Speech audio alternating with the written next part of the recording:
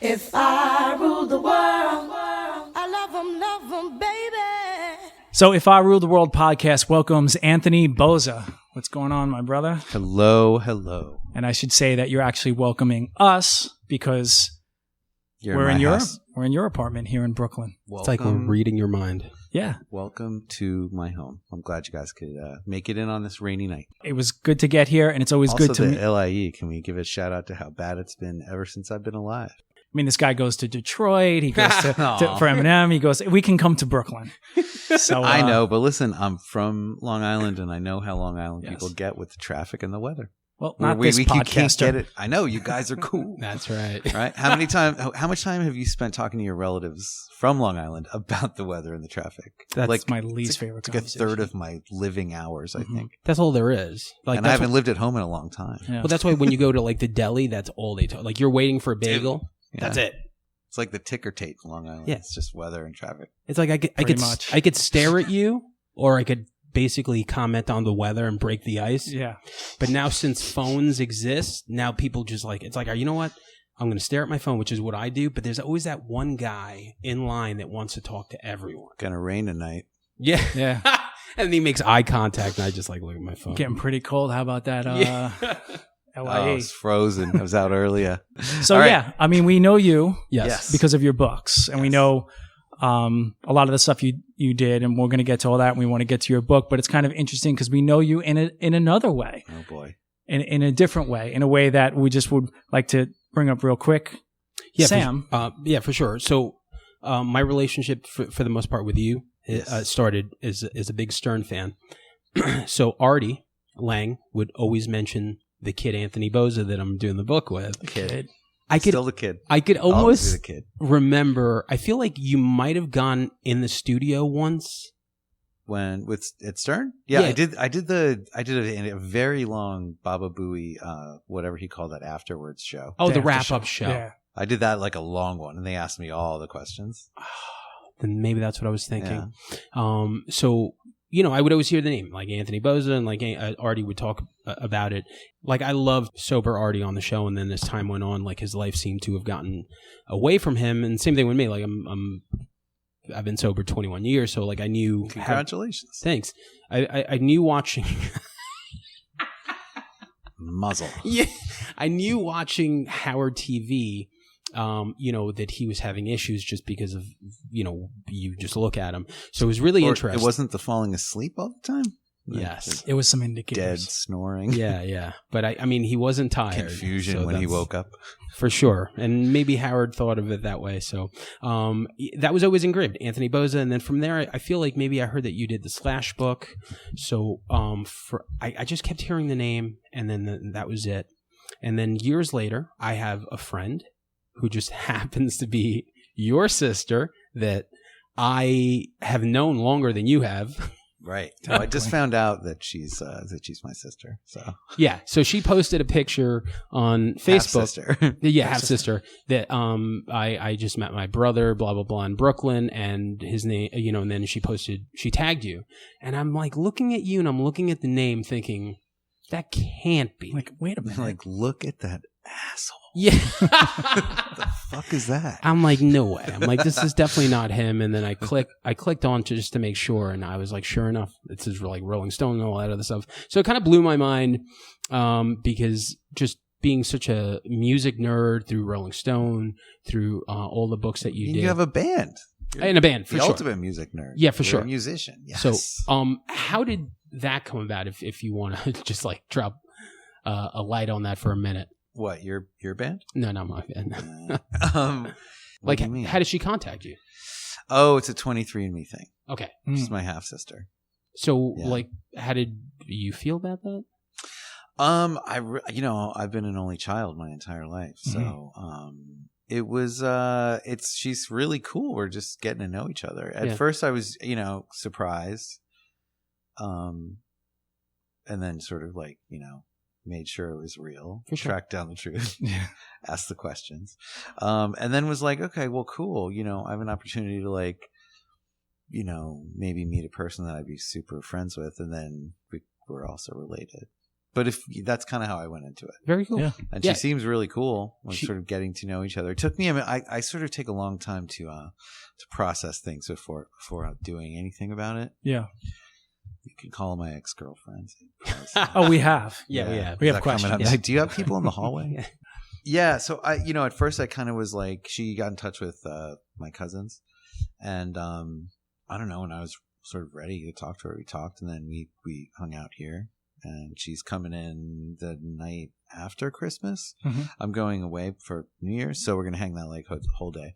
Cool. She's dope. I think she's amazing. Yeah, she's awesome. She actually put us in contact together, so I wanted to say hello, Tara. Thank you so much. Of course. And When I looked up that she does a 36 position yoga thing The based Wu-Tang on yoga. the Wu-Tang, Yeah. my best friend of 17 years was like, yeah, that's definitely your sister. Yeah. If you were wondering, yeah, dude, that's the kind of crazy, stupid shit you would do too.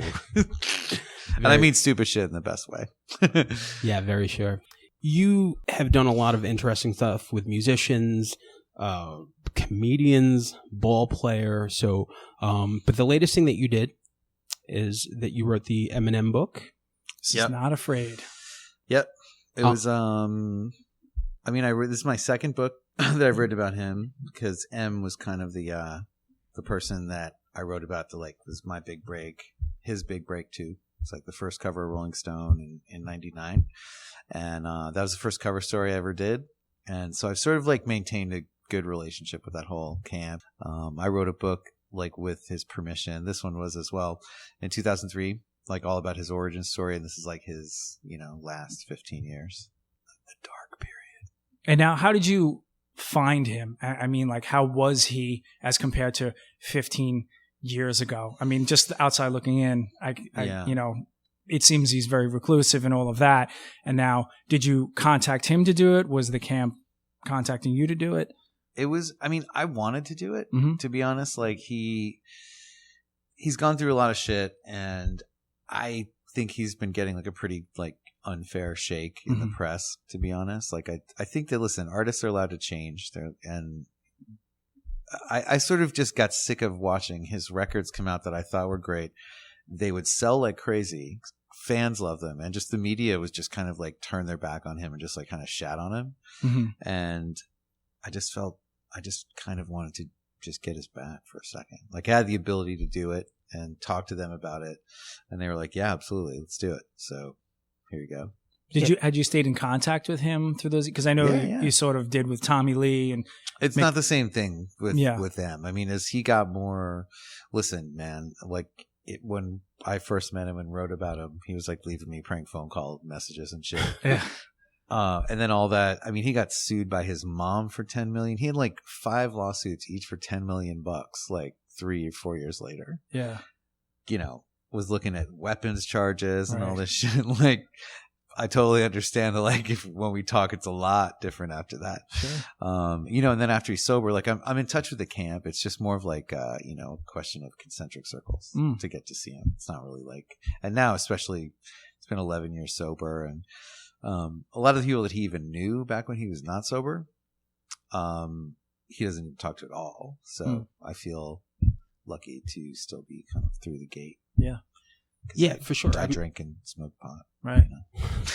And when you're at the top, which he's basically one of the biggest, he's a hip hop artist, but for the most part, he's a pop artist, because his appeal. It's just an icon at this point. Yeah. It's so. He's a period of time. It's defined by that person. And I think a lot of those people, the bigger your fan base, eventually, I don't know, they just want to tear you down sometimes, with whatever you put out.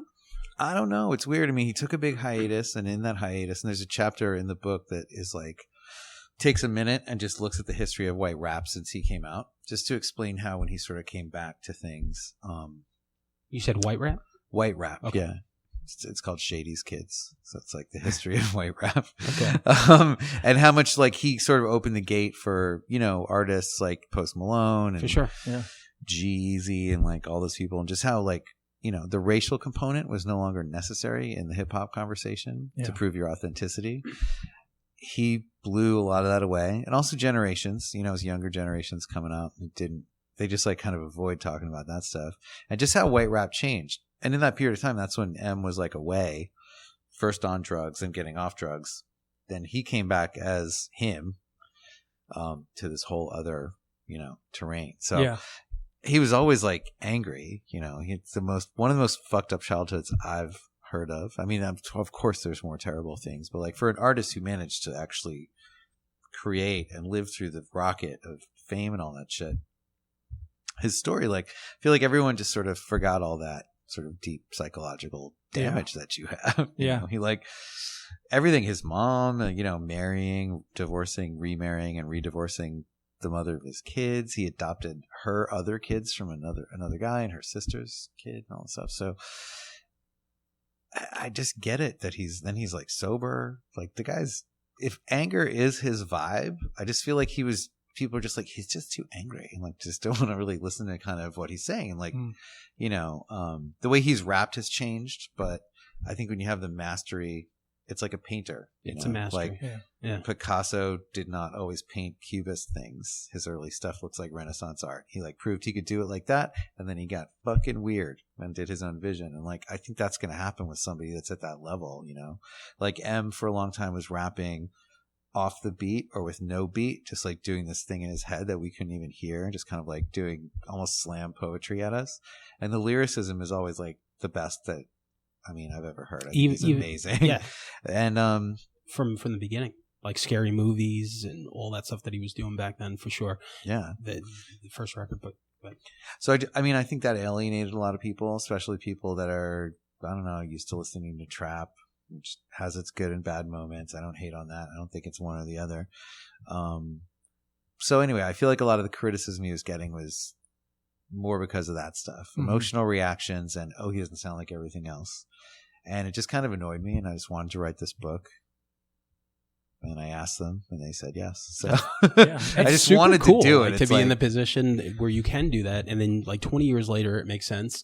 And when you really think about like white MCs, after the first attempt, well, I wasn't the first attempt, but like really, I feel like Vanilla Ice set like the world back so much. Oh yeah. And that's why people like MC Search and Third Base and like those guys were just so against that part that it wasn't until Pop Goes the Weasel. Well, yeah, for sure. Shout out to Henry Rollins in that video. Yeah. But it wasn't until like someone like Eminem hit like K-Rock. Well, but the Beastie Boys. The Beastie Boys too, but like lyrically.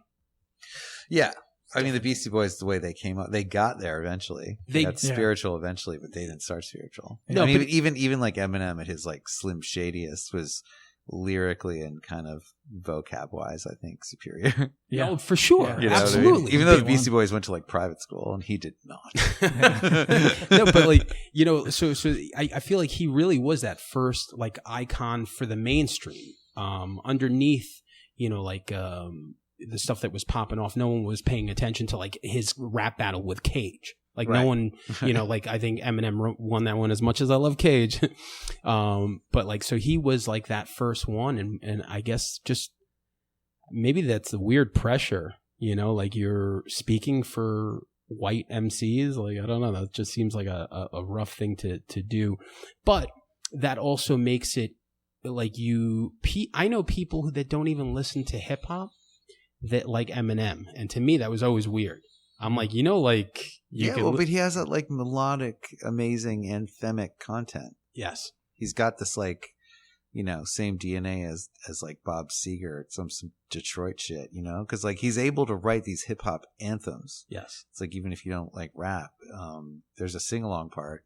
Even with his voice, it's like it's good, but it's not like, it's not amazing. But damn it, he can do that. He can write a hook. He can just write all of it. He could do, and then really when he wants, he could put out like a rap god where it's like, okay, that was just like holy shit. Yeah, I'm watching the Olympics. It was insane. You can't get. It's like, dude, really? It's amazing. But I think it's necessary for a guy like that to every now and then flex, just to let you know, because he's not in the like his work. Like he's like Jay-Z. Like they're so far removed from those ciphers that every now and then you got to come and be like, okay, like I'm coming for everyone right now. Everyone loves Jay, especially now. And M, they're starting to be reviews that were like, yeah, he's come out again with one of those like chicka chicka chicka, like really fast rap things, like not even crediting how hard that is to do, and that the lyrics are all like 5 different interlaced rhyme patterns. Once he did Rap God, I just know this because I just did the book and read all the reviews that I could find. But people would be like, here he is again with another of those like way too fast. It's like, what even way too what are we inside your own personal massage chamber, dude or girl? Doesn't it always depend on like who's reviewing it? Like when you read these reviews, it's like one person. You know, it's not like not this congregation. Well, in my day, it used to be better. yeah, for sure. But he actually came out on, he dropped that verse on Fat Joe's new album. So good. You know? Do you like it? I love it. Me too. It's amazing. He's actually riding the beat for the first time in 5 years or more. He's right on the beat. It's like, I think he does that stuff more for features, like he did on the Book of Ryan.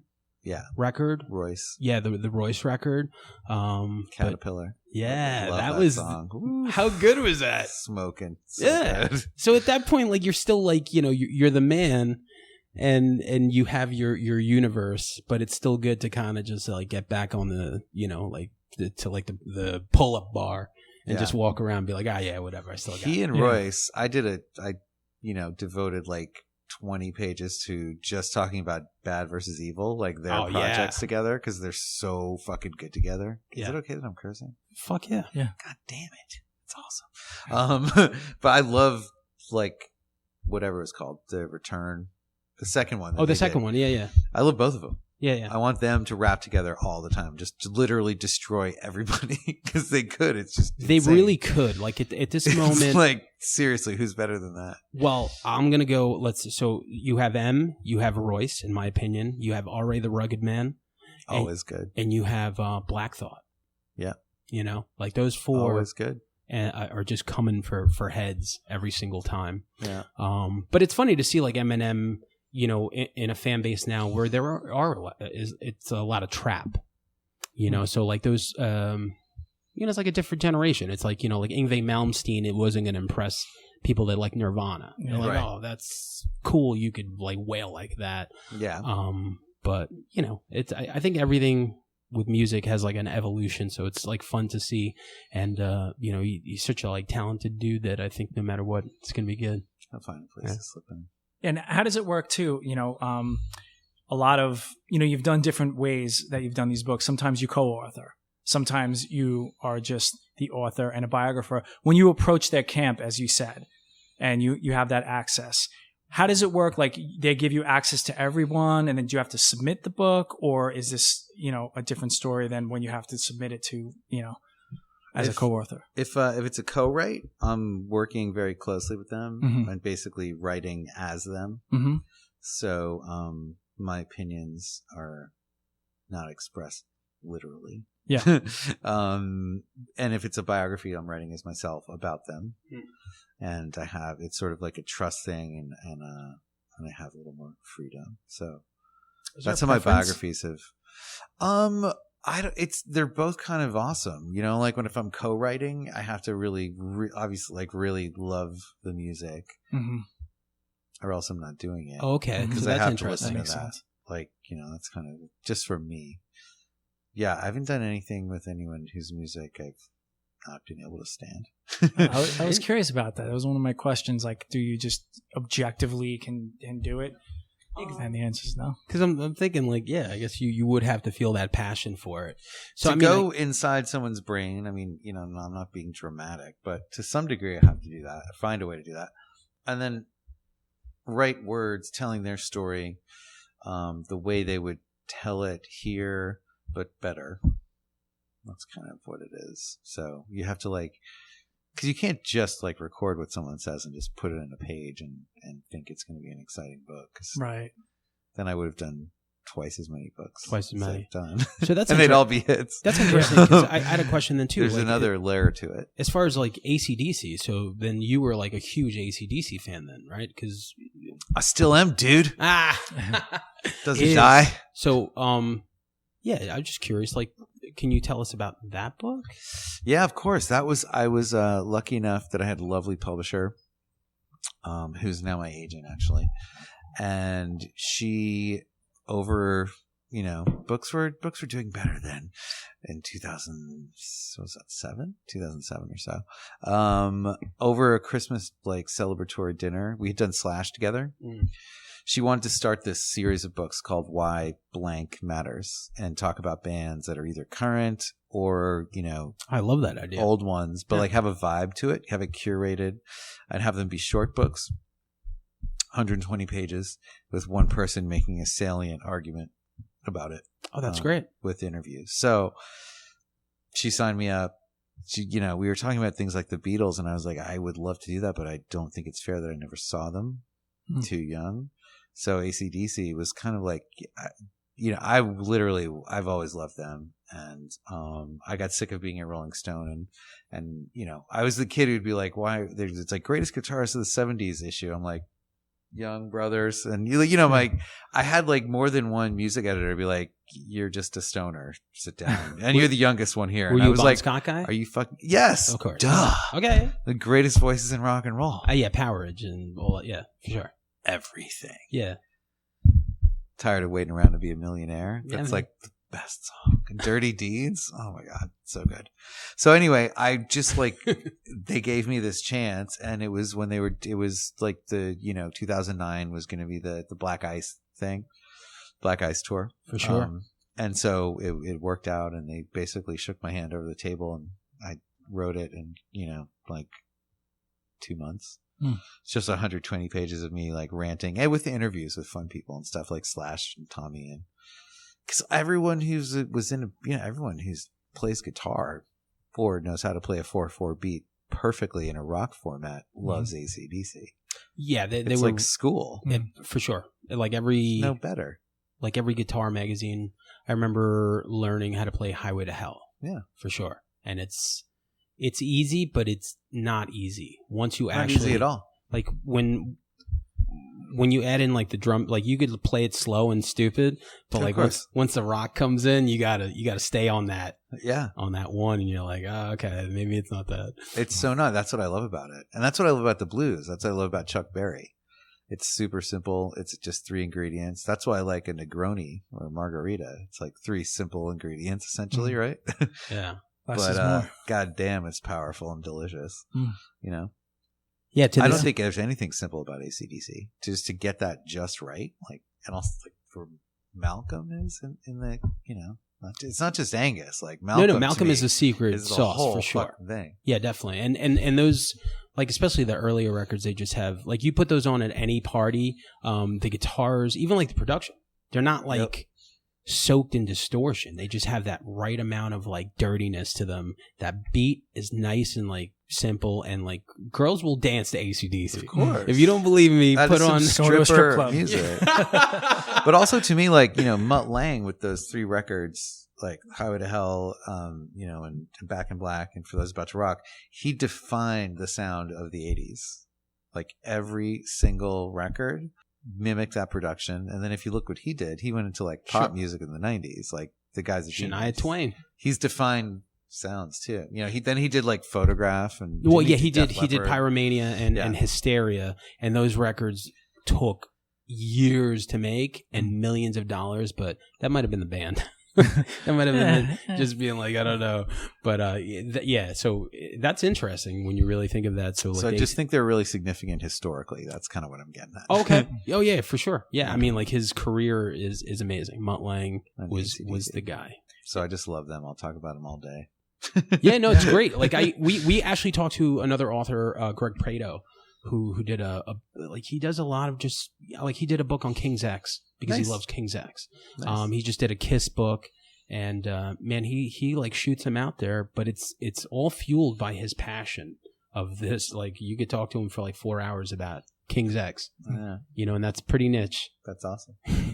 And I wanted to ask you too, maybe some of the mechanics of the book industry. You mentioned just before that 2007, when the book industry was better. Yes. We always talk to musicians, and there's always this constant conversation about the record industry, how it's changed. I don't know the first thing about the book industry, and I wonder how it is now as opposed to then, and how you make a go at it. Well, that says it all. Video killed the radio star. Yeah. I mean, listen, it's definitely a different time than when my first book came out 15 years ago. Mm-hmm. I have kind of a niche, but it doesn't really matter what you do. There's just sort of trends in the industry that are happening. Like people buy people buy less hardback books. Mm-hmm. I don't particularly blame them, which I shouldn't be saying, but like I get it. Like if it if it's something collectible, I'll get it. But I sort of get the tastes have changed. People like to have books digitally and audio, and I think that's fucking cool. I have Spotify. My biggest gripe is that I wish the industry would work with authors more and allow them to, like, I have a million ideas of how to make a digital book of any of my stuff better. That's just not an option. Really? It's like the brick and mortar stuff is not changed, moved forward. They're doing the same paradigm. And so it's like all that they're doing is wanting to pay people like me who create things less and put things out the same old fashioned way, and market it with like the obvious choices that are easy. So that everybody can sort of still have their same job and do their sounds like the music expense industry. account and shit. A lot of stuff. Any one of those, because they're paying me, and I'm gonna write the same style. I kind of do a thing. That's either it's whatever you think it is, but the content that I'm giving them is the same. But anyway, I wish that the industry was a little more progressive in that, particularly with what I do. I have like complete ideas of how to like take my manuscripts and make them live in different medium, with links and digital stuff, and that's just sort of not possible in the arena that I still have to mess with just to like, pay for my life, right? Because like books take a long time. Yeah, that's the thing. It's like it's getting, if I'm just hanging with somebody and writing their autobiography, I know how long it takes me to do my part, but getting all that together and all the stuff, it just takes a long time. Yeah, money. And then doing the other stuff like my bio, I'm doing all the interviews. It just takes time. So kind of need a certain amount of money to do it. Sure. And anyway, I guess I just wish the industry was a little more progressive in the way they thought about the product. I just think it's like the music industry. Nobody wants to change what it is if you have a day job in that. There's like an income stream in one way. So the artists are getting smashed. Yeah. More than where I would cut corners, but what do I know? But you gave it a shot. Then you started something with Neil Strauss, Igniter, and that was a couple of years. And how did you find that experience? We stopped. Well, I stopped doing it. Mm-hmm. It was just kind of what I'm saying is it was a little frustrating. We had some great projects. I've always admired Neil. He's a bit older than I am, and I always kind of looked up to him when I was like up and coming in Rolling Stone. And he's a great guy, so super talented and charming, and a psychological ninja manipulator. I read The Gift. Yeah. The Gift. The Game. The Gift was his Neil's gift, isn't it? I'm just kidding. Yes, The Game. Definitely that book would not be getting published during the Me Too era. Absolutely not. Anyway, but listen, we had some great projects, and it was the same kind of stuff. Honestly, the same sort of bureaucracy that I think limits publishing. I'm not saying I have the answers. Mm-hmm. I just wish it was different. As somebody who just provides content, I'm not really sure how to tell them to change things, but I just feel like I see so many creative openings that are not being taken advantage of. They won't take that much. I just feel like everyone needs a little bit of like snap out of it, Yeah. Is that why you ventured into like the podcast world? I just did that out of the love. I'm really into wine, and fine dining is. It's called WINYL, obviously. Yes, my podcast is called WINYL. If you could just explain why. Well, you take a little bit of wine, you take a couple records, and you. Hence the name, Wine and Vinyl. WINYL. So basically, I do like wine quite a bit. I have a lot of friends in the hospitality industry. I just respect that whole world, like chefs, cocktail people, sommeliers, people at that level. And I wanted to just like be involved in it in some way. I would never like start, thinking that, I mean, I could review a restaurant, but like there's people who spend their whole life doing that, and I'm not going to just try to like flex out, and it's hard to have magazine jobs anyway. So I just thought it'd be a really cool way to interview, because I do miss that. When I was at Rolling Stone, it came out every 2 weeks. Mm-hmm. So you would meet an artist, talk about a project, write that thing up, and see it like, a month later. Right. That was kind of cool. You could stay like current. So most of the things that I do are long-term projects. Right. So I really, and there's writing for magazines I'm not totally interested in. I mean, I do it occasionally, and when I really believe in something, there's not a lot of money in it, and the amount of time that things take remains the same, right? So if you want to try and like maximize your productivity. What are some of the ones that you did recently then? I did like a story. I went on tour at the Struts. Like it's like, oh shit, and it got published like could have been 8 months ago. One of the best songs of the last few years. The Struts are bangers, amazing. Yeah. So I went on tour with them and the Foo Fighters for like a week, and like lived on the bus. Yeah. Like I'm only gonna do a story. Like I'm willing to do stories like that. I did that for free just because I fucking. I would have. I don't even write. Yeah. So like I'm more interested in doing that than trying to like stay in touch with editors that like I don't even know anymore and pitch them on stuff. Like I don't need to do that. So, what was I talking about? Oh, WINYL. So here we go. So, once again, he's drinking, staring at his wine for quite a few hours. I had a friend. Did we talk about my friend? Sure. Yeah. I saw a friend from college who lived next door to me freshman year. We stayed in touch. We got back in touch recently, but I haven't seen him in 25 years. And he came over just before this podcast. So, what's his name? Shout him out. His name Tommy Lee. Tommy. His name is T-Bone. Lizzie. Yeah, his name is Junaid Shah. Just for the record, did you get the joke when we were getting buzzed up? They asked us what our name was, and I said Marshall Mathers. I thought that's what he said, but it sounded all because he was kind of mumbly. He's got a thick Polish accent. Like he kind of mumbled it into the thing. He butchered our joke. Yeah. We were laughing. Yeah, we were. Let me ask you this. We have a new intercom system. When he's talking to me, can you hear me? Yes. You can hear me? I heard you. No way. Yeah. That's why we were like, he didn't even laugh. Yeah, you got to watch. Let's go home. Don't let those scumbags off. Yeah. Because we can hear it. Well, I should have gone, I'm just Marshall Mathers. Yeah. It was either that or Bob Ritchie. About me. That would have been funnier. You should have said Ken Kniff from Connecticut. Yeah, we could have said that. I think Bob Ritchie would have been better. Shout out to Kid Rock. Yeah, man.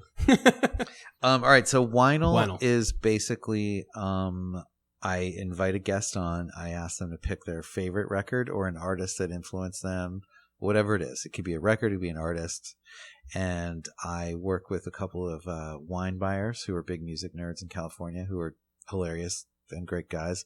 And we talk about it, and we pick the perfect bottle to match that record. Mm. And then I serve it to them, and we discuss it. It's really fun. That's awesome. That sounds great. Yeah, and really we were, I've been listening to some of it. Yeah. The last episode was summer. Do you just do it when you want, or are you on hiatus, or how does that work?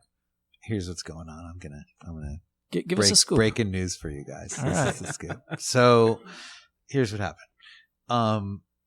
I have a bunch more still recorded from season 1. Okay. My audio engineer. No, it wasn't even that. We had an audio engineer who overpromised and under-delivered. Okay. And then my book got moved up, the Eminem book. Just like, stuff kind of happened. Yeah.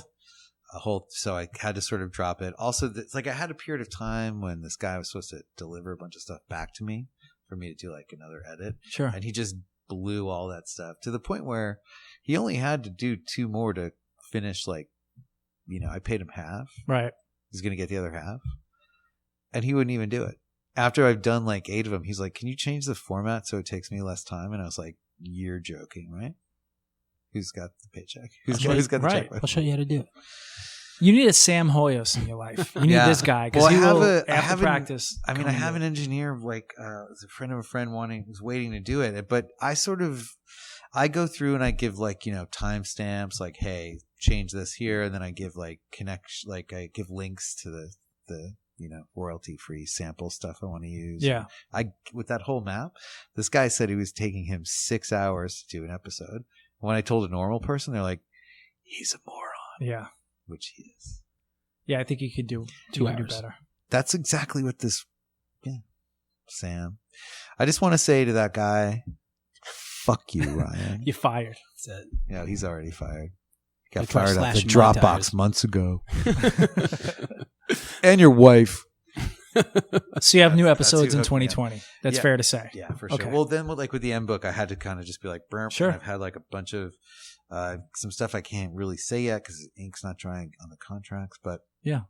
a bunch of other stuff to do. I've got some killer stuff coming up though. I've got Jared Scharf, who's the lead guitarist in the Saturday Night Live band for 12 years. Oh, wow. I've got Alex Skolnick from Testament in Awesome. the can, Amazing. right? Yeah. I have Mick Fleetwood. Hello. Backstage, when he was here last at Fleetwood Mac. So I've got some fucking bangers. Bangers. That's Yeah. really cool. Yeah. So I've got yeah. that was the thing too. I wanted to end with all these bangers. So we're going to do them. I've got a moment now before I have to jump into another book. Yeah. So I'm just going to be doing WINYL all the time. So I'm glad you're kind of like, you're priming my pump. Yeah, man. That's doing why we're this. here. That's why we're here. But yeah, because That I sounds listened, weird. I listened to the last one. I listened to the first Back one off, I listened bro. to. I just met you. The first one I listened to was the Tommy Lee one because I'm a big Motley Crue fan. So I'm like, I need to listen to this fucking thing. What'd you think? I loved it. Yeah. I'm biased though. Like I know. listen, growing up, So am I. I love that growing guy. up, like He's my roommate. I love that guy. yeah, well, yeah. Besides that, yeah. but growing up, like Motley Crue was like a really fucking big deal to me. Like just like a big deal. Like the first cassette I ever bought was Shout at the Devil. When I first heard Primal Scream, I was, like 12, my mind melted. I was like, oh my God, this is the best song ever. But so listening to the podcast, and Tommy just seems like a really fun, cool guy. Yeah. I think Machine Gun Kelly killed it in that Dirt. Right? He caught the sort of like charming shambliness of Tommy Lee. Yeah. Charming shambliness. Yeah, he got because Tommy's like this just tall, skinny, like, he kind of got the posture really well. Yeah. Yes, for sure. He was a little blonde in his delivery, but he is blonde. He can't really help that. But I thought he absolutely destroyed it because that's not, I know that guy really well. That is not an easy person to imitate. No. But growing up watching enough MTV News and all that other stuff, like I feel like Tommy Lee's mannerisms are like photographed into my mind. So like when I saw his voice has gotten a lot deeper. Has it? Yeah. Like when I was watching all the old stuff, he's like, hey. I was like, dude, just on a lot of coke. What happens when you Your play throat drums is- upside down? And your throat is clenched with cocaine. Just, hey there. You know what? That is true because it does happen. Super That's true, bro. Yeah. But I love that one, and I'm a big listen to every guy in the 80s in a hair metal band. They're like, yeah. Listen to everyone. Listen to everyone in that Hearing Figured it Aid, out. that "We're All Stars" song, like that definitely for sure. Yeah.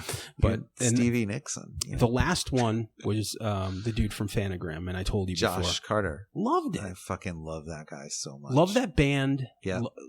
Just really They're an super amazing band. Yeah. Yeah. And so if I give you an album, could you think of something real quick? What do you mean? Oh, you want to play WINYL with Yeah. me? You want to play WINYL with me? Do you want me to think of a wine or? Well, what else are we gonna think about? All right, yeah, let's do it. All right, I 'cause might I don't have drink it here, but Maybe that's 10 true. drinks to you. Okay, Do you want to think of a slush puppy? Maybe. depends on the album. I love those. Portishead Dummy. Oof. Hmm. I mean, that's definitely a red wine. See, I like the game because sometimes, I could think of like 3 red wines I'd want to drink while listening to that. I like to sometimes challenge myself and think of a really like viscous, gnarly white because I feel like that might work better for that album, right? Because it's almost like, it's like a white girl singing. See all that you stuff. said she's Portishead. a I white thought girl. white wine. I don't know. Right? Yeah, no. I understand I'm why going- you would go red, but white It's wine. an easy choice. I'm going through my whole thought process. Okay. Beth is I- white. I would go white because it's like it's like that is a basic Becky gone wrong, right? You know As a what? white girl, like I might go with like a really funky like Viognier, which is a French sort of Loire Valley grape. That's like it's strong and viscous. It is not like your average white wine, and it's got like a bitter aftertaste. It's really good. Probably by my friend Jeff Cohn. His is really good. I'd do a Viognier or just like a big white French Burgundy, funky, a little farmy. Okay. A little jazzy. If I relapse, that's exactly the wine I'm going to look for and drink to that. And I would also, if it came in a liter, I'd probably make it a bigger bottle than normal because of that record. There you go. It's a great record. One of the best. Glory Box is like, that record, like through the podcast, I had to do like my top 10 influential albums. Of course, I had to throw that in there. It's like one of those so records good. that we were talking about before that you played because not a lot of people knew Portishead, but you would play it and people were like, "What the fuck is this?" And Jeff Barrows would like make these beats, like the Fantagram guy. Like these guys just have this ear, and they get to venture out and make hip hop beats, but they also have this group that they go back to. So I interviewed Jeff once and just was nerding out really hard. It was like for some little tiny feature in Rolling Stone, but like I just talked to him like as long as he would let me. What year was that? Oh, dude, it was like in, I don't know, probably like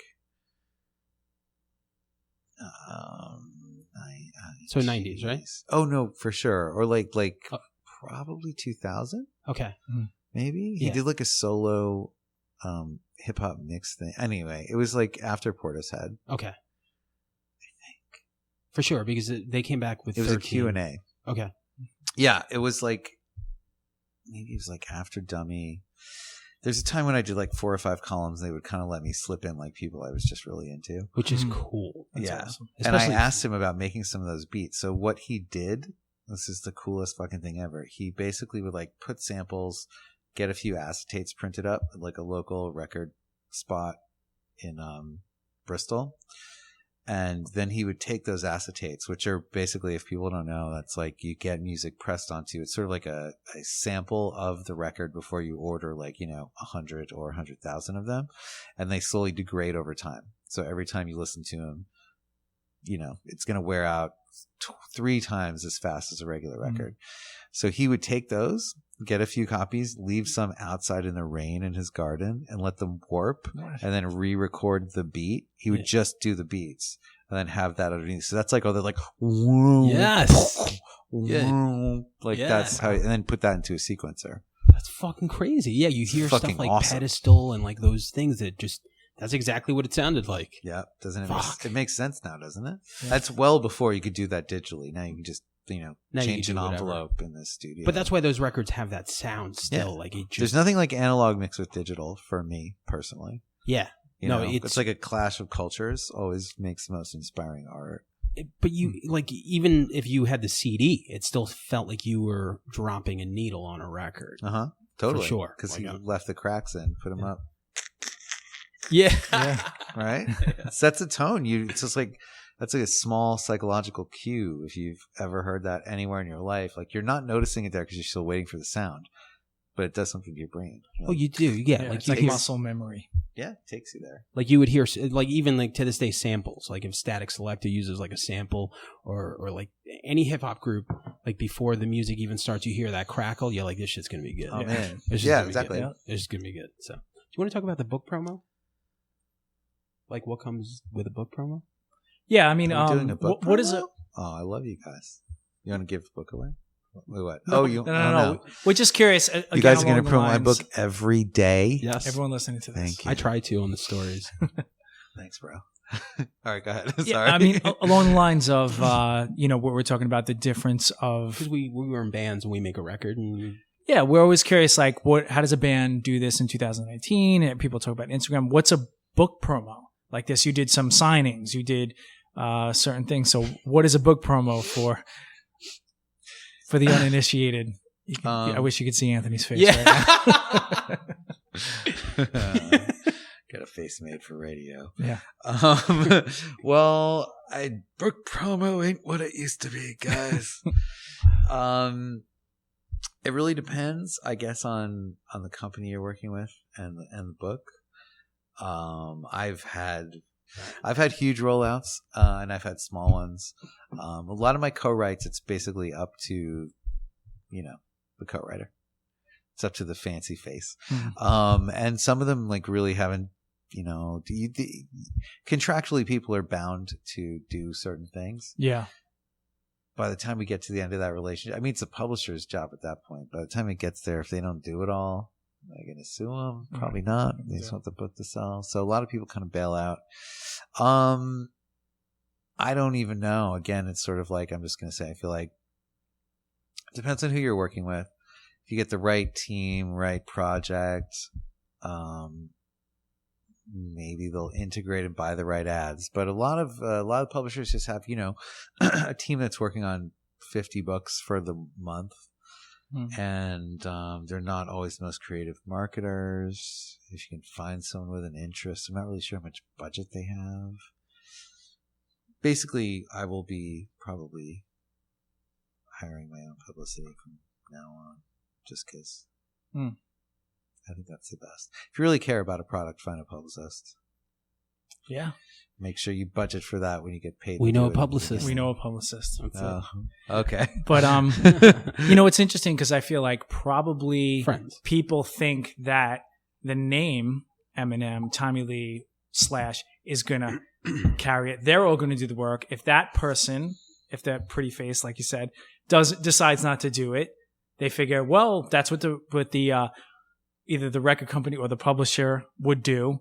Then all of a sudden you're sort of left in this space where nobody's doing anything. Yeah, definitely. I feel like you've heard this story before. No, I'm thinking of it in the terms of music. You're right. Okay. Yeah. No, that's definitely happened. With this book in particular, a lot of magazines, are getting tired. They've been trying to get interviews with them for years. Mm-hmm. And he basically stopped doing all major interviews that he doesn't control in 2017. It's 3 years, and it's one of the biggest selling artists still. Right. Even when nobody covers his shit, he puts out something and it debuts in #1 in 29 countries and is like platinum in America within 2 weeks. Like, regardless. Wow. I mean, that's kind of why I wrote the book too. It's like, hey y'all, anyway, so. With this particular thing, like nobody really kind of wants to talk about it. So, I mean, certain outlets have, and I got some, good reviews for what the book is. But it's that classic, like, it's still like a hustle. The label blames the band blames the label, and you're kind of in the middle of it to some degree. Yeah. And you're doing your part, but it's the publisher saying, I'm doing my part too. Yeah. His camp allowed me to do the whole thing, but it's always like, I think they wanted it to come out more as like a, it's like a kind of a cool thing. Mm-hmm. Cool thing. Where it's not like he only plugs things that he's officially tied to. Right. And they'll probably give us something over Christmas, like a little boost, but it's just not. I don't know what it is, man. The game. It's really funny. I'll be honest. A book agent I know told me probably about 2 years ago that he was considering only pitching publicists at big publishers, because if the publicity team doesn't approve something now, there's a pretty good chance that they won't buy the book. And the publicity team only looks at Instagram numbers. Like, I wrote an incredible proposal about a story that I intend to write. If I have to write it for nothing, I don't care. She's a friend. She's amazing. Like an Olympic athlete that dealt with like all kinds of mental health issues, suicidal parents, like crazy stuff, and achieved in 2 sports. And it's a really breathtakingly, it'll be an incredible book. She retired from sports in the 90s and went on to become an entrepreneur and has a very successful mountain biking business. But, we're having a hard time selling it just because like these people look and she doesn't really like social media. She doesn't want to do it. And they're like, no. Whereas they are giving like book deals to like YouTube kids who are like 14, but have like 2 million people watching them, I don't know, wipe their butts properly. Open a gift. I should just get a Japanese toilet like I have. You don't have to wipe again. Yeah. Save a lot of toilet paper waste. Shout out to Toto. Anyway, yeah, exactly. By the way, I've had mine for like 8-9 years. Can you guys give me the new model? The endorsement. Give me the new model with like the infrared butt, warmer. But I mean, to answer your question, man, it's frustrating. It's listen, I am lucky enough to have had a career when there was a lot of internet money fostering ads, and the internet hadn't really taken over. So people actually looked to magazines. There was still a process to getting access to something like new content, like a new record, right? 3 months before it came out, the only people that would have it would be like the people that I worked for, like the music editors at cool magazines, and that's who you trusted. You trusted their point of view to even understand if you might even like this or not. And if they were good at their job, they could tell you what they think, but also just describe it enough that you could decide if it's for you or not. And I don't think it was a bad thing to have gatekeepers like that, And technology has changed all that, and I get it. Everyone's a fucking critic now. And that's fine. But sometimes it's just like too much information that you can't even, most people describe their personal reaction to things and where their life is at. And that's great. Social media has that element. It's leaked too much into artistic criticism.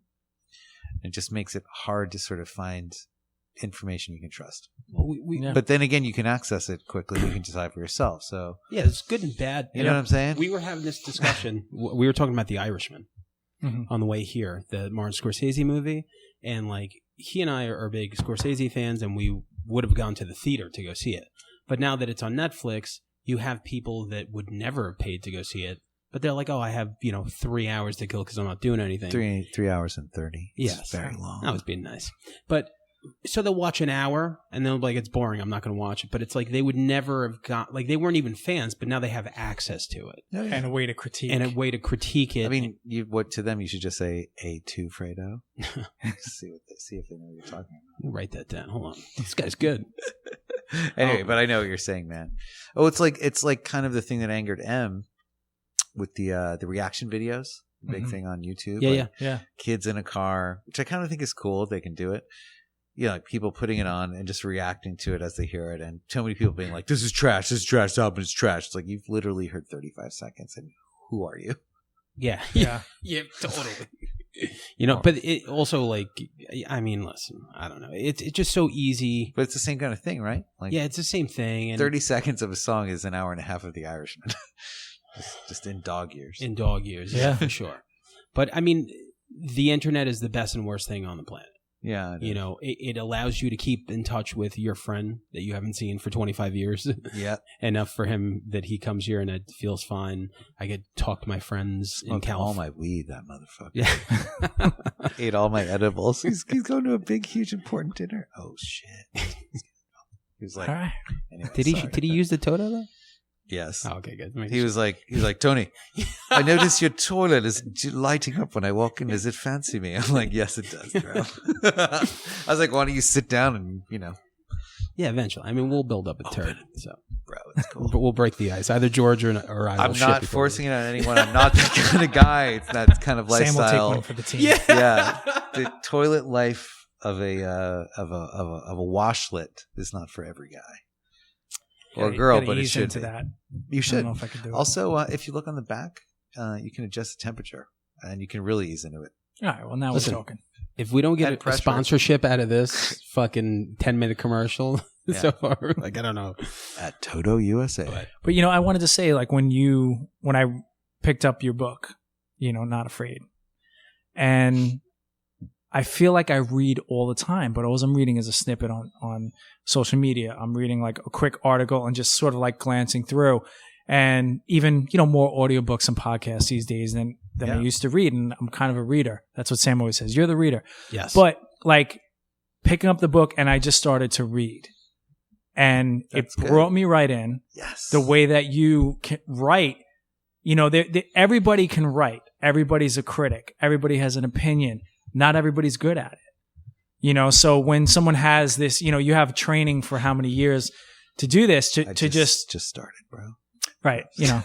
This is your first go around. No, but it's just such an interesting thing because I didn't even realize that I was used to so much garbage. You know, it's kind of almost eye-opening beyond how good the book is. You know, it's like when you meet up with someone who can really play guitar, someone who can 100%. really rap. You know, but you're not realizing that you're getting a little dulled because you're just kind of like clicking on something. You're doing like information is at your face all the time, and then you get drawn in, which I did with just the way you wanted to tell this story, and even the idea of having LL Cool J exclusive interview as the preface. LL Cool J. It was a great idea, and then there was a little battle with that. His manager didn't want it to come out like that at the last minute.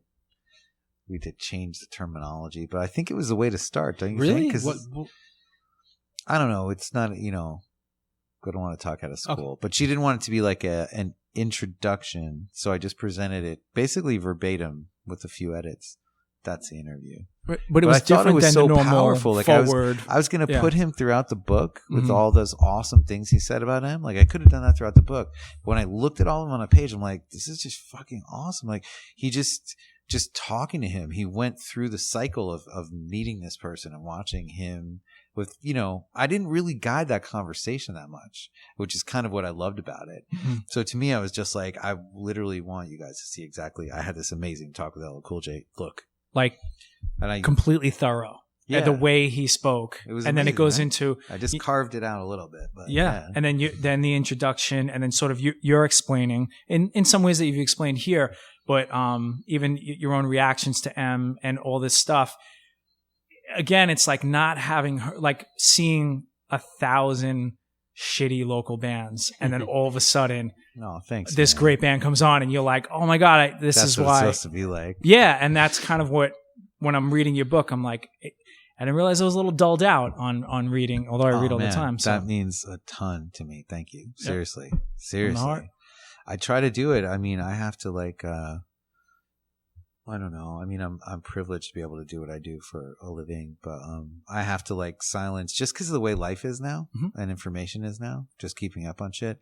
I have to quiet all that crap out just to be able to do that. Yeah. To be honest, like my friends all know it's usually it's not the best for my girlfriends, but I mean, I just have to kind of like silence everything and go into a spot and sit literally usually right there behind you and knock that shit out in this apartment, which is, I'm lucky it's pretty quiet, but you know what I mean? Yeah. Just to be able to focus and not sound like you. It's hard to just find, I mean, this is some God, I'm so fucking cheesy. No, this is literally like process. The motto from 8 Mile, but it's, sometimes you got to find your voice, bro. But it's hard to quiet all the other voices and all the other noise to be able to like just say what you have to say. Yeah. A lot of distractions. Powerfully without fucking wasting time. I'm always like a big cutaway writer. Like I'll spit shit down and then I'm like, it's like Tetris to me. Like how much can I take off this page without losing an ounce of meaning, because you don't want to do it and like have sentences just be like haikus, but I always try to take away all the fat. Yeah. And to do that, it's like non-distraction and quiet is necessary. All right. So I wanted to follow up with you a little bit because we were talking somewhat in the conversation about your process. And in researching what you do and the different ways in which you write, sometimes like we talked about before, you're a co-author and you have to get in the head of the person you're writing with, but you have to find their voice.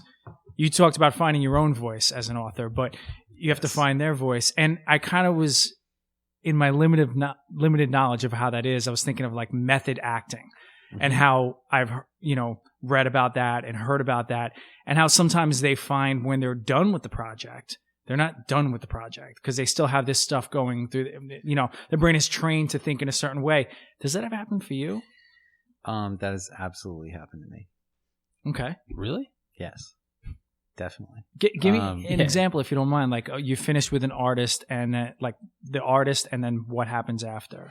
I've gotten I guess a little better at compartmentalizing it as time's gone, and I've done it, more and more times. But I mean, listen, man, I lived with Tommy Lee for 9 months. Mm-hmm. It was like 6 months. Then I left for like 2 months or 3, and then went back for another 3 or 4 to like finish edits on the book.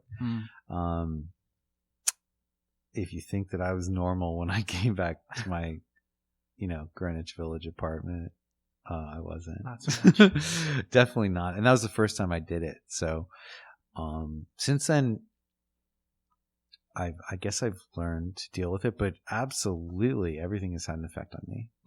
All of it.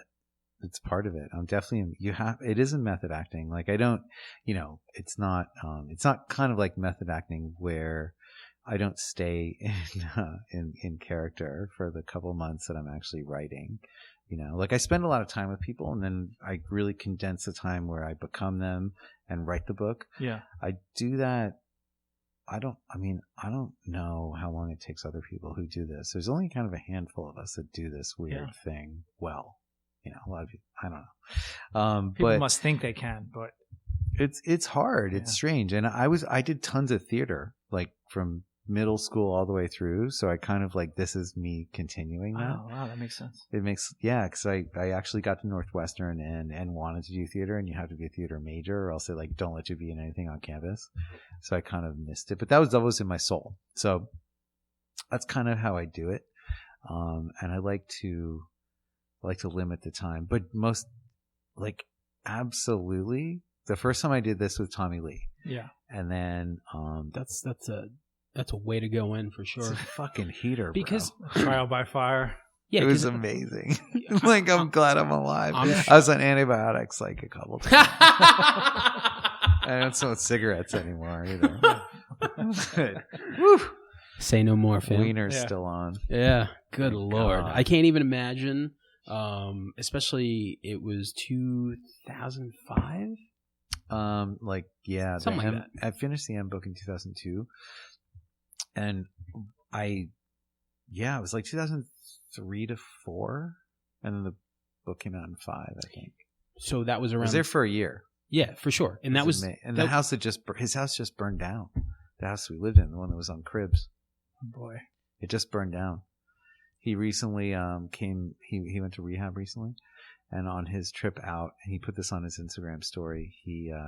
The fires had just come over and literally burnt that part of Malibu. That's where he was in rehab. And the house that he lived in with Pamela, and where his boys were born, and where I lived with him, is like burnt down. And he drove up with the driver fresh out of rehab and like took video of it. It was pretty fucking cool. Oh wow. I mean, it's not, I wouldn't wish that on anyone, but does it feel like he sold it? Like a poetic it's not his. He hasn't lived there in a live time. He Gotcha. sold it, but it's still the house. Like it was the house.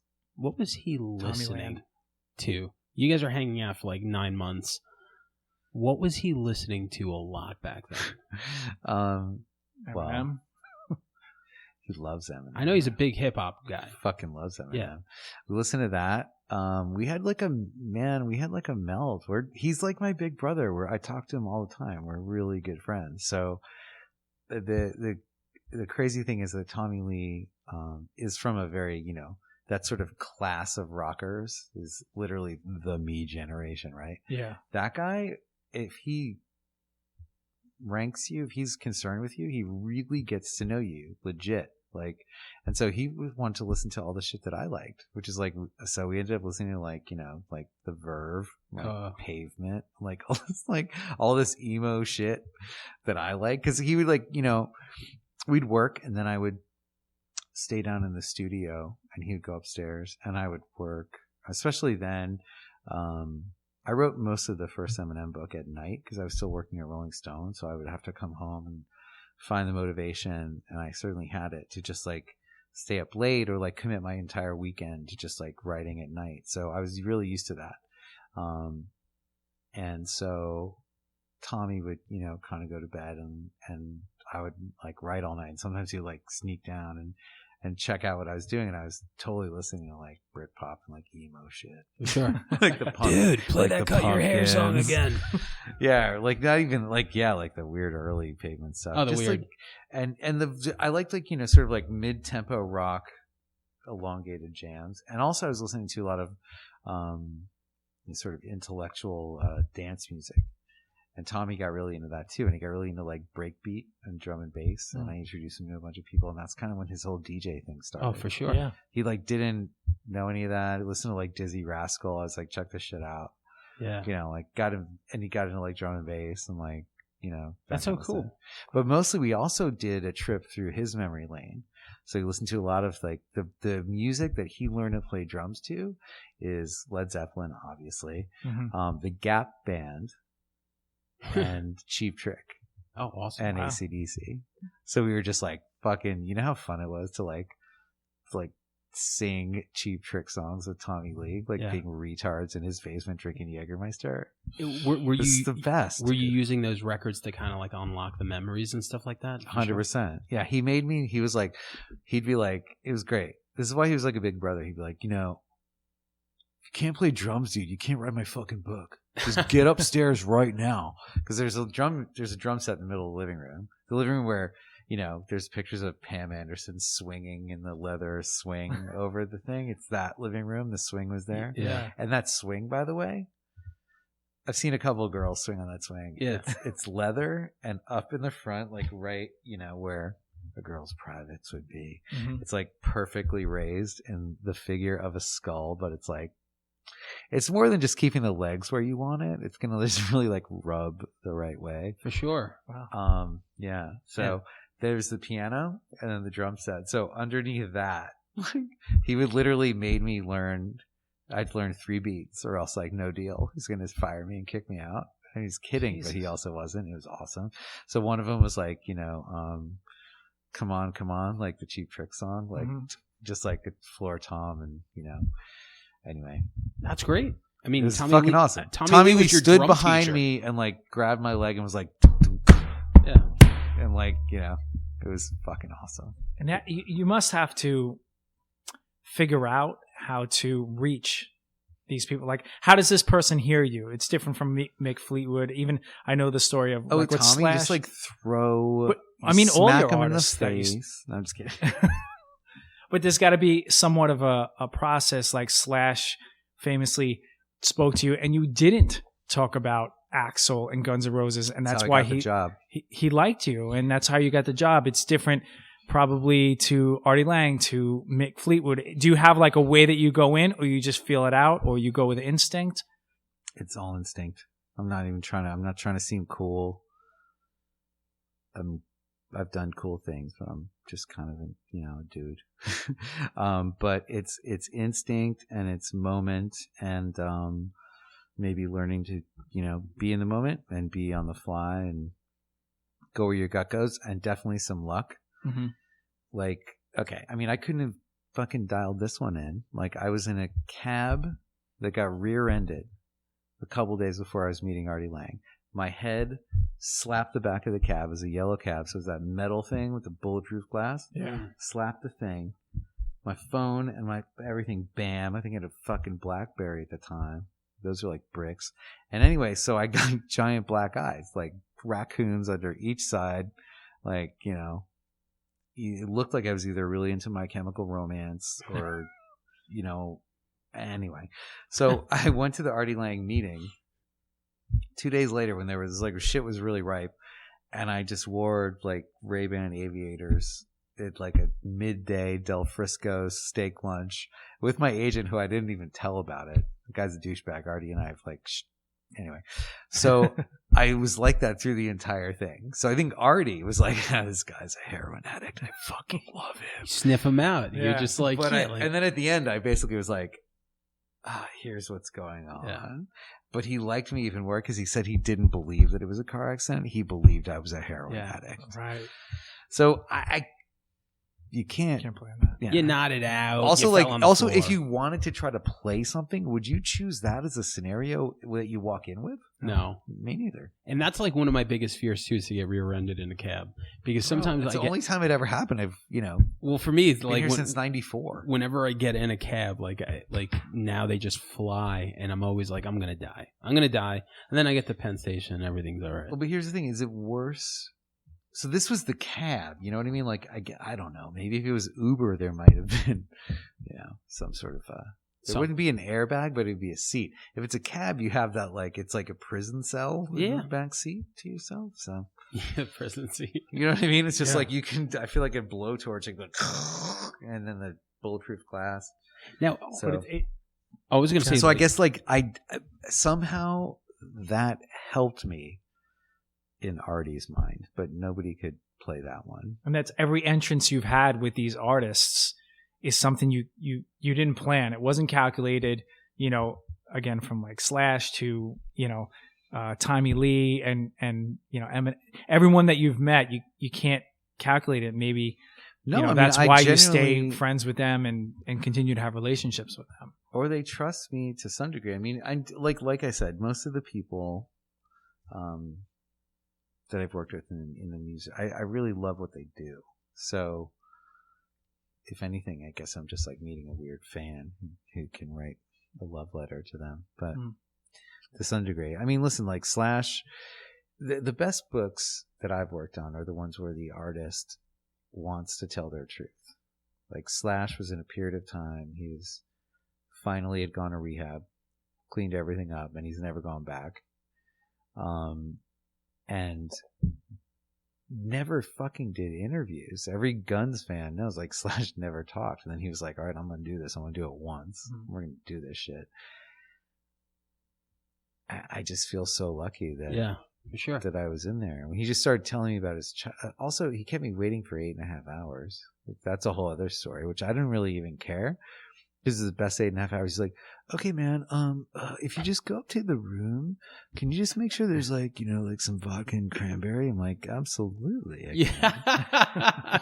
And then he showed up with like, let's just say a wild-eyed friend. Okay. And who he was test driving a Ferrari 650 in the valley. I'm like, I can't be mad at you right now. You're fucking amazing. I was like, what color is he? He's like, oh, it's black, dude. I only drive black cars, man.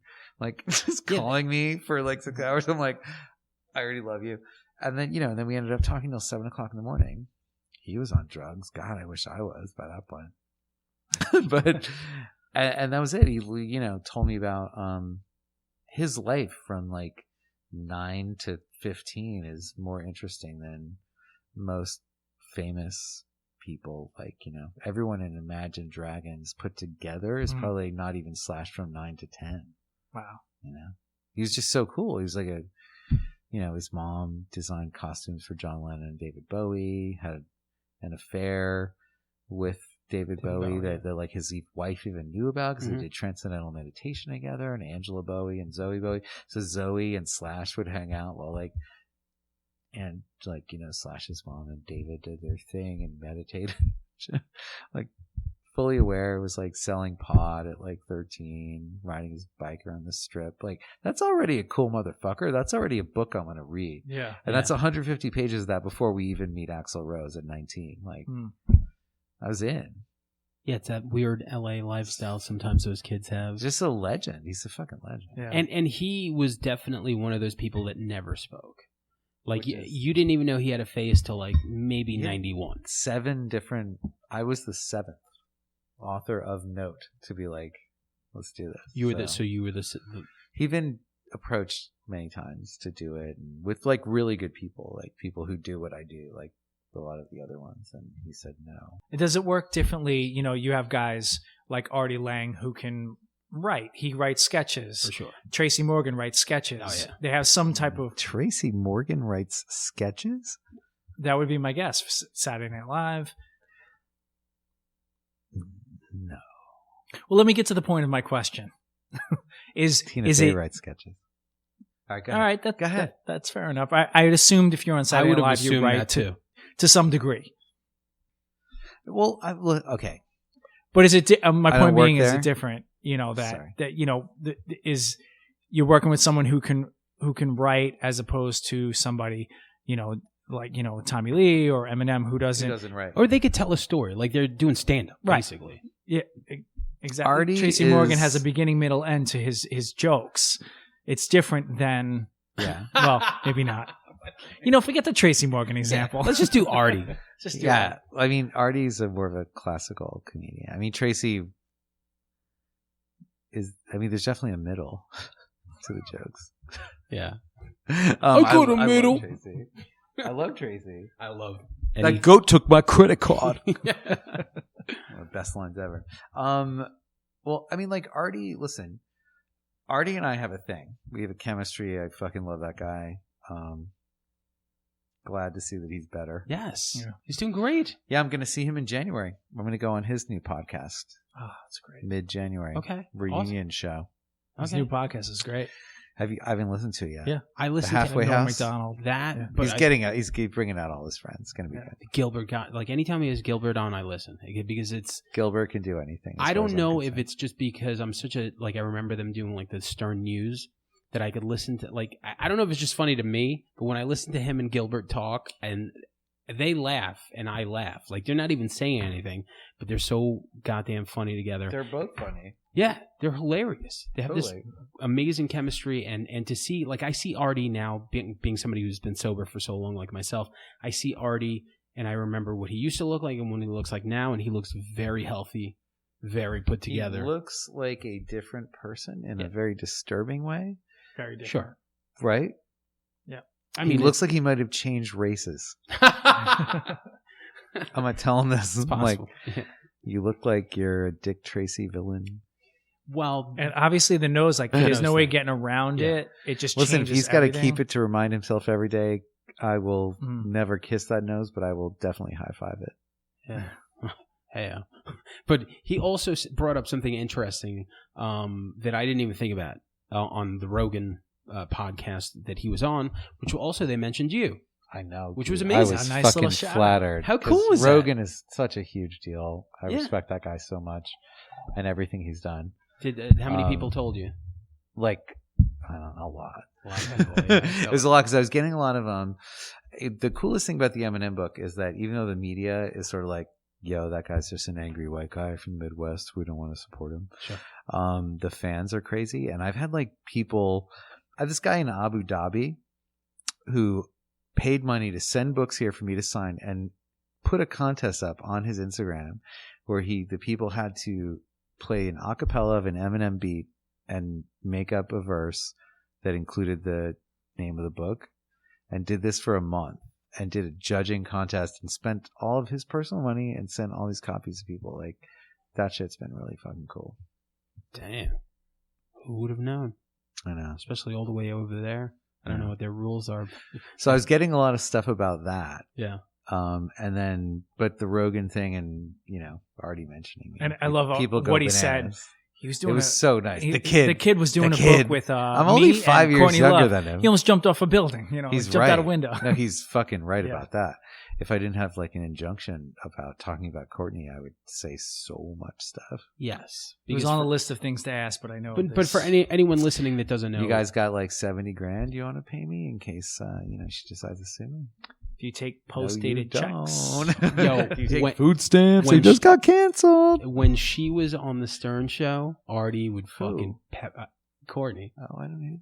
Oh, he would pepper her because she would show up there and like do her, I know. yeah. So they would play. Listen, that. there was a time that Artie's pretty convinced he could have. I mean, who Did it am I to seem say? like it on the show? Did it seem I like saw the interview with you on the Artie Lange show, and I got that impression from him. He's like, she wanted to hang out. Yeah. Yeah. I mean, I can't imagine. She's not. I mean, me personally, I don't think she's attractive, but I do it anyway just because. Yeah, that's that's what everyone says. Yeah, why not? Just because Kurt. Yeah, I wasn't No, even not thinking e- about him. no, I was no. just thinking like I could just be like, oh yeah, Courtney banged her.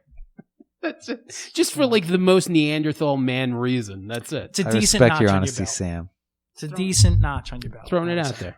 Yeah. Like, you know that girl who sings that Live Through This? Oh, Yeah. boy. You know, yeah. It's not a girl no more. She's a lady woman. She's a lady woman. For sure.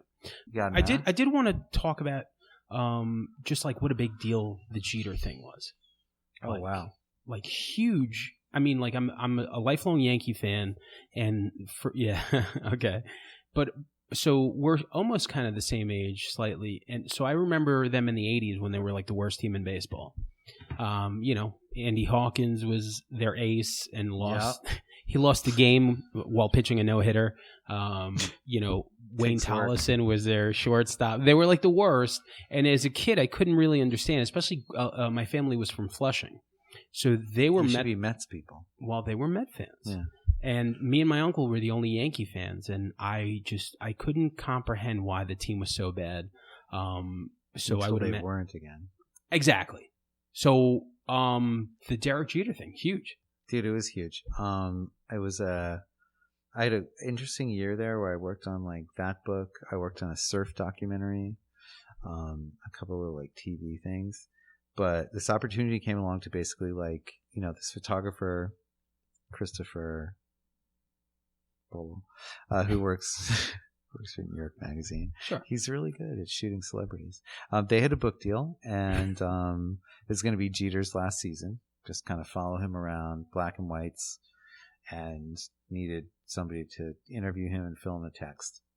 And my agent was like, hey, this is summer. This is like 3 months.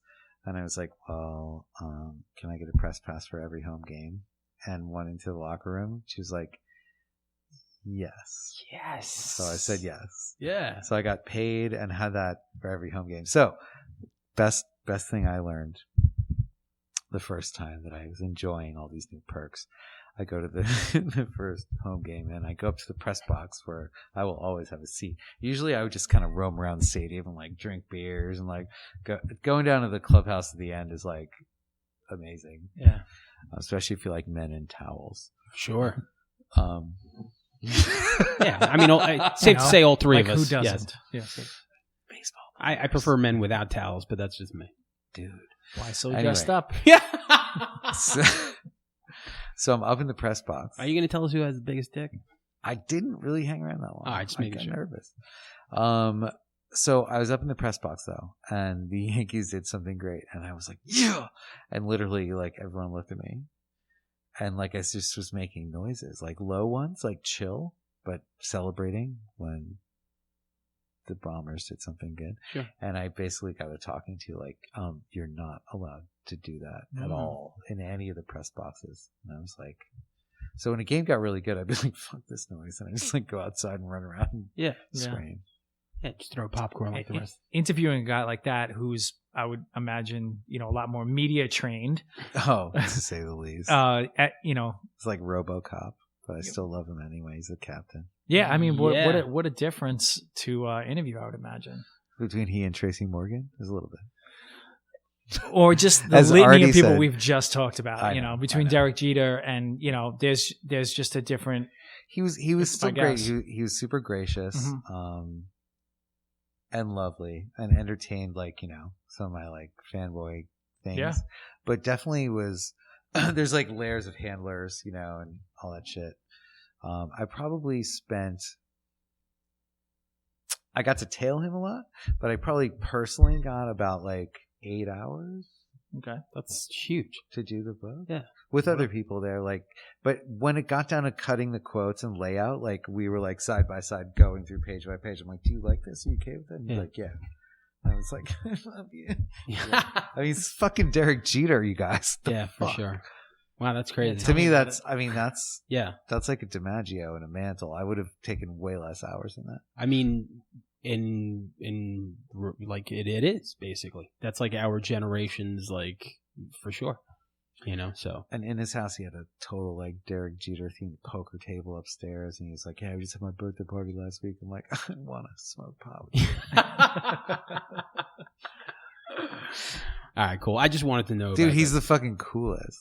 I did go to a dinner when he was. Did he marry the girl from Barbados, that really hot blonde? I don't know. I just know that he did. No, he did. Did he? She was there. Like the most beautiful creature I've ever seen. Yeah. One of the things I know about Derek Jeter, He's a lot of just people so don't cool. know. Like, I ain't even sweating it. He's just trying to cool. give you the real talk about what the experience was like. I'll edit out the good parts. Derek Jeter actually had sex with one of my ex-girlfriends. Oh, this Sorry. is what this is getting to. No. How did you even let me go on for so long? Like, we could have just gotten to the point. Like, please. I heard you wrote a book about Derek Jeter. Fucked one of my ex-girlfriends. You know what that means? I fucked her too. Well, here's the thing. Sam brought up the Derek Jeter thing. I was just, you have a much better story than I do. My story's not bad. Really. Yours is a little more intimate than mine. It's not Well, what's bad. funny about that is... Your Eskimo brothers with Derek Jeter. I'm cool with that. Yeah, pretty much. Well, what's funny about that is I'm I'm cool with not a that. baseball fan. I don't know He's not, anything yeah. about anything. It was his rookie year. And when this all went down, I didn't know who he was. And someone else told me. And I was like, who's Derek Jeter? I know. And then they were like, Who's just this walk guy into fucking my chick? any Look at that. He says. store and look at the magazines. Number 2, bro. Yeah. He's number and that 2. was my story. But I was mad. I But in bet you were. hindsight, after a while, I was like, I get it. Are you as tall That as makes Derek sense. Jeter? Um, Listen, I don't think I don't height has a know. lot to No. do with it. The heart of a lion is right here. That's it. I don't blame her. You know, in hindsight, I'm Cut it. chopping all this No, out this is anyway. great. So, I think This is in the outtakes. This is the Patreon version. Yeah. We'll put this in the book. Do you guys make money on the Patreon? No, get we don't free even have Patreon? Patreon. No. Isn't it Patron? No, Just it's kidding. Patreon. I know. Do you make money on your podcast? No, not yet. Yeah. I barely even have a fucking season that I planned out. I'm a mess. Well, it's your fucking 2020. sound guy fucked you. Sound guy. Telling you fucked me. 6 hours I know. for 2 hours of work. You guys got He's anyone? union billing you. You guys, I mean, listen, if my guy in Vermont doesn't work out, I'm calling you guys. Well, Sam. Yeah, you a sound engineer, bro? I could do all that stuff. I mean, I would edit it, but I would. I'm going to have to listen to sound quality of this episode, and then I'll decide. We'll see. All right, that's it, right? I mean, but anything else? We're good. Yeah, can we actually talk about, because I never really hear much about it, and I'm a huge Fugees fan, but you also did a book with Wyclef. I did. Can you tell us a little bit about that? You know, the Fugees are one of the most important hip-hop groups in the 90s. Mm-hmm. Much in the way that I wanted to work with Courtney Love, because I love Hole, but it's as close as you can get to Nirvana. I worked with Wyclef because I wanted to know what happened to the Fugees. Interesting, but that's not even the story that was told, though. I tried to get my part in there. It comes about like third of the way through the book. Yeah, But no, it's fascinating. I mean, his story is fascinating. For sure. And then he like went like, I'm going to be president. Like that happened halfway through the book. It was like, so it changed a couple different ways. yeah. I stand by that book. It's like, it's a super weird one, but I really kind of loved it. Like, you know, the guy grew up in like a dirt floor For sure. hut in Haiti, and he's kind of a badass. And musically very interesting, but I feel like this is off the record, but on the record. He was incredibly, I don't know what happened, because what he does is still okay, but he like really mainlined in terms of creativity after a certain point. And I don't know if that's because like Lauren's on the mix. It's definitely not Praz. Sure. No disrespect. Fucking love Ghetto Superstar. Yeah. But what happened to Clef? I still don't know that answer after writing that book. But I do know what happened to the Fugees. I thought that's in the book. The Carnival Well, was fantastic. yeah. Carnival's incredible, and so is Miseducation. Yeah. I just feel like they were the better together. But I mean, they almost had like the score was like their Appetite.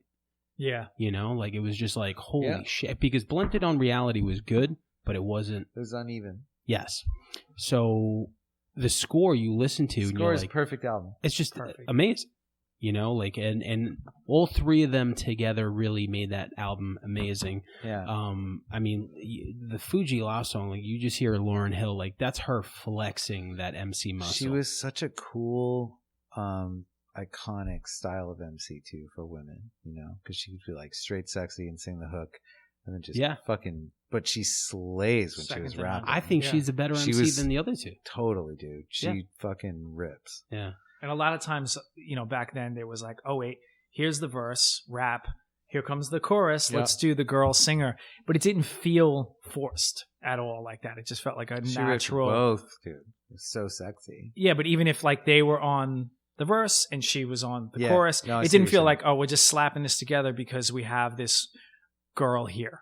Right. It was so smooth. Yeah, like you said, like perfect album. The score was deep cuts, everything. Cowboys, even the cover, like Redemption, like all that stuff. It's all good. And then it just... Yeah. Right? I don't know. Miseducation is an incredible record. Amazing. And Carnival's a great record. Yeah. But neither of them have ever returned to the heights. So I don't... Anyway, that's why I wrote that book. I wanted to be like, the fuck happened? But even like they each had one incredible solo record, which I feel is inspired still by whatever kind of scissor sistering they were doing.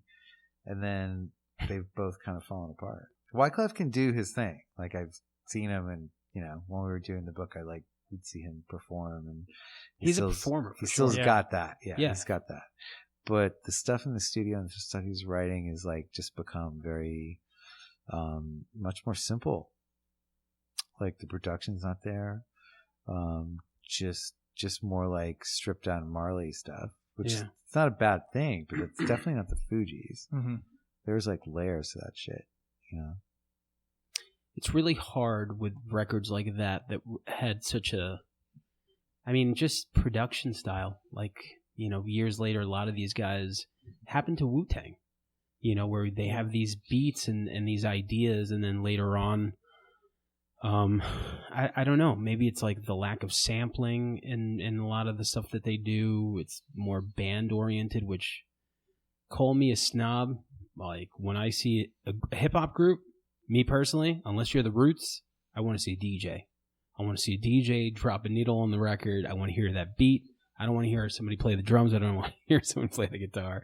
I just don't. Like, I want my hip-hop to hip-hop and my rock to rock. So. Nice. Yeah, and this is you're in a band.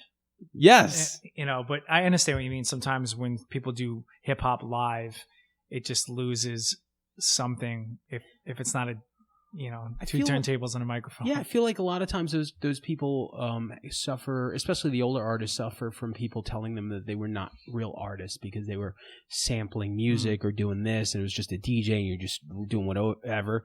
So I think a lot of them now that when they have these budgets, they're like, oh, we're going to do a band. We're going to be a band. We're going to do a band. And listen, a lot of times a band carries well in festivals. Yeah, like if you're live. in a festival. But if you're at fucking like Irving Plaza, like I want to hear a fucking beat. That's what I want to hear. Like that's just me. I mean, I'm a nobody, so what do I know? Well, I told you I saw. I'll give you the rest of my explanation on WINYL. Opinion, Yeah, totally. I'll save my opinion for WINYL when we talk about Portishead. Right. Your opinion is important to me. Yes. We're good? Right, to everyone, Sam. I think so. I think so. So, yeah. Thanks, guys. You want to do the last question? Sure. Yeah, hit me. So the name of the podcast is If I Ruled the World. Yes. And what we do is we ask every guest that we have that simple question. So I'll ask it to you today, Anthony Bozza. Very, very simple question. I'm sure it's a simple answer. If you ruled the world, what would that look like? That's like impossible. Listen, dude, I would just like everyone to be fed and to not fight with each other anymore. Simplest. Is that even possible? Wouldn't it be amazing? Anything doesn't have to be possible. It's what you would do. Like right now? No, I'm just saying, like, will we tell people it's like a Rorschach? It's a Rorschach test. It shows what's going on in your mind. It doesn't have to be possible. It could be political. It could be simple. It could be anything. I guess if I ruled the world, I just... there's a lot of things I would not want to be happening that's happening right now. Okay. Is it like, do I get one thing? Is it like a wish? Do whatever you want. Go with your bad self. I would actually like the earth to be completely fucking clean, and however that has to look for it to be sustainable to live on with all the species. Okay. I would take that one. I don't know how many people have to die.